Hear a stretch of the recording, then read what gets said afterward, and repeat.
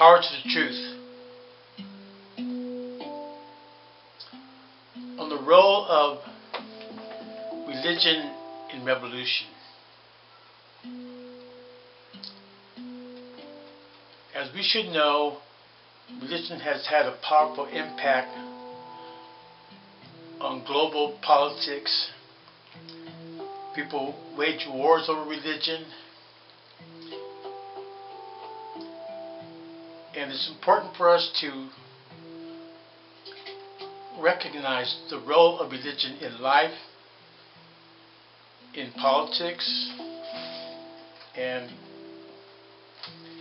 in relation to those of us who are trying to build what I consider to be a global liberation movement.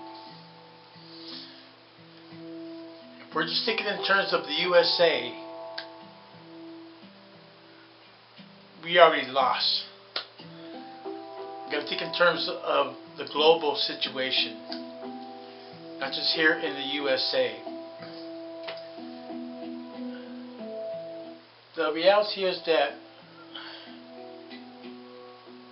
we're not going to be able to raise the kind of mass consciousness that we need among the American people now in relation to bringing about global liberation. The majority of Americans in the USA are white. Many of them think like Nazi Americans. Then the fascist Obama feeds them the propaganda about American exceptionalism. America is exceptional in terms of its bloody history of genocide. It is exceptional in terms of being the most violent country in the world, the strongest military force. It is exceptional in terms of having the most violent history. It has, its government and its armed forces have been involved in killing millions of people worldwide. So we need to see the connected reality of that. Religion is a powerful force in the world.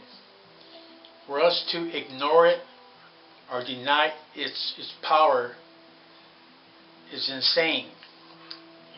It would be stupid to completely ignore religion. The liberation movement has a habit of ignoring many of the issues that involve the masses here in the USA. I can speak, in relation to the liberation movement in the USA, and because that's what I know best. It's up to other comrades in other countries to share their own opinions about the whole situation.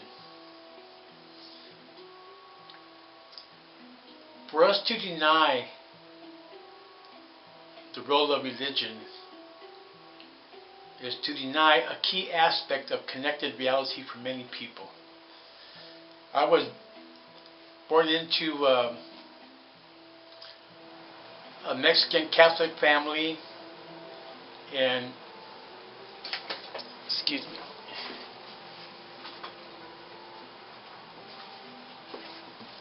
And I think it soothed me. When I was younger, I went to catechism at St. Joseph's School on Saturdays. They wanted me to be a priest.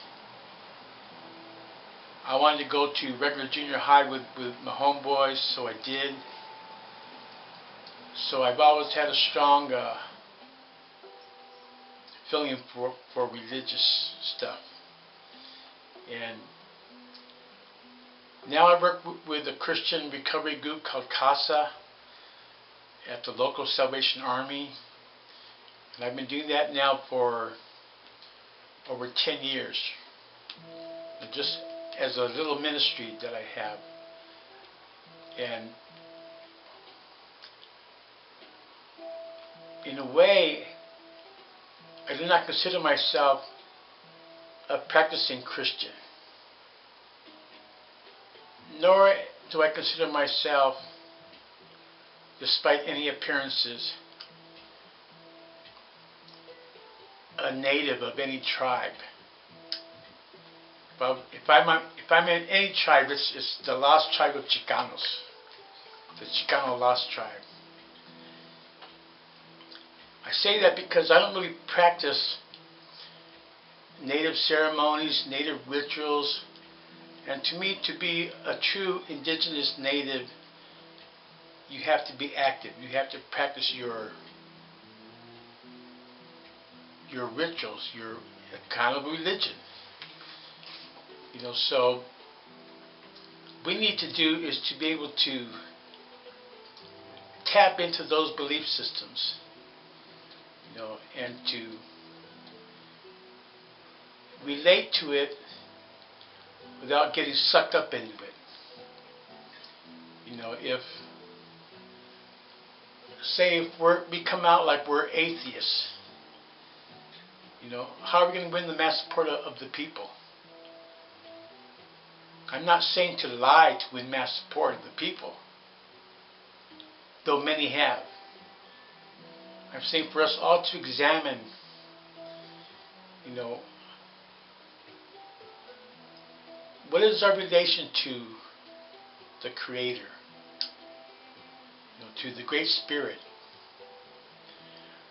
I believe in the Creator.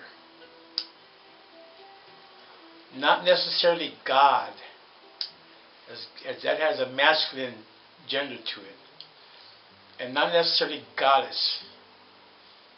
You know, another great division between men and women, you know, is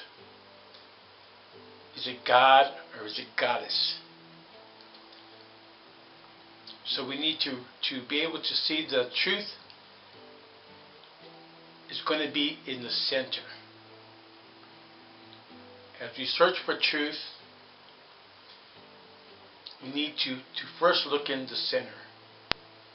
You know, the truth is not a wing, left or right. So we need to be able to, first of all, examine ourselves, examine our own belief system. To think that all this connected reality came out of a big bang, you know, is open to question. Where did the Big Bang come from? Out of nothingness? Did all this come out of nothing? You know, so we can endlessly debate about religion and about origins. Yet we need to understand that between the beginning and the end, there is life. There is this life that we need to recognize and live in and survive in and do the best we can to help others along the way. And not let us get divided by religion. You know, the Catholics against the Protestants. You know, you look at the history of the Catholic Church, you know, and the evils it has been involved in. You know, it has killed thousands and thousands of people. You know, the Inquisition. You know, then we see how there's in the Middle East the divisions among Muslims and the different sects that they have, S-E-C-T-S, you know, what we think of as denominations here. So religion is a great power in the world, and we need to be able to understand it and to unite with as many people as we can, despite any so-called religious beliefs. I believe in the Creator, I believe in nature, I believe in the stars and the trees, and I believe in life, I believe in love. You know, so in a way, this is interconnected with the whole concept of spirituality. You know, what is spirituality? I believe that ultimately we are spiritual beings living life with a physical body. You know, that the spirit can be eternal. You know, there can be life after death in another form. Now that's my belief. And whether you agree or not, let's not kill each other over it. Perhaps more people have been killed in the name of religion than any other cause. Many times behind that religious cloak is greed. You know, greed for land, greed for natural resources. And so we kill people in the name of God.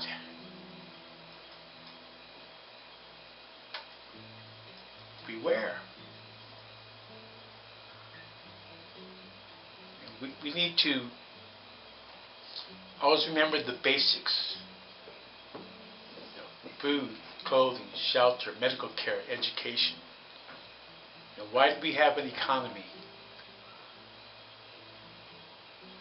And we need to be able to relate to other people of different denominations, of different religions,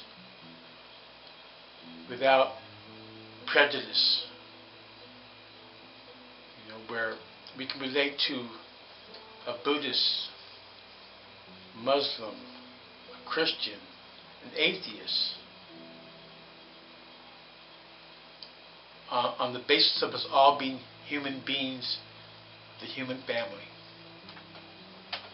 Now this is, to me, this is common sense.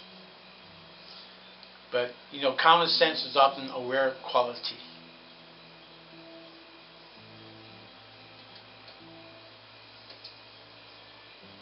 As I've said before, if you've seen any other videos of mine, that we're an endangered species.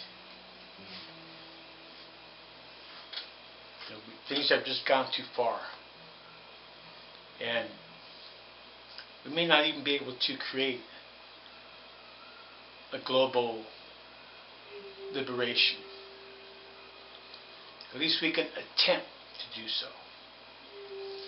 And in the process continue to work on our own spiritual growth. Not necessarily evolution, because we're not even sure about all the truths about evolution.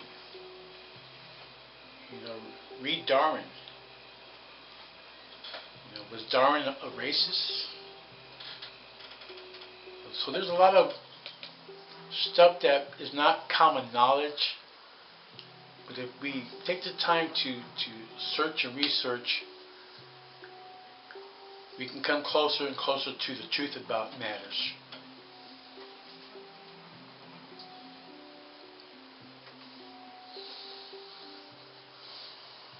We need to use what we can to get to where we got to go. We need to see our common ground, what we have in common. You know, to focus more on our common dreams than on our particular favorites. We're now into the fall here in Sacramento. Autumn leaves. So hopefully this will be a great season for all of us, and we'll continue to grow in spirit as humane beings. Namaste.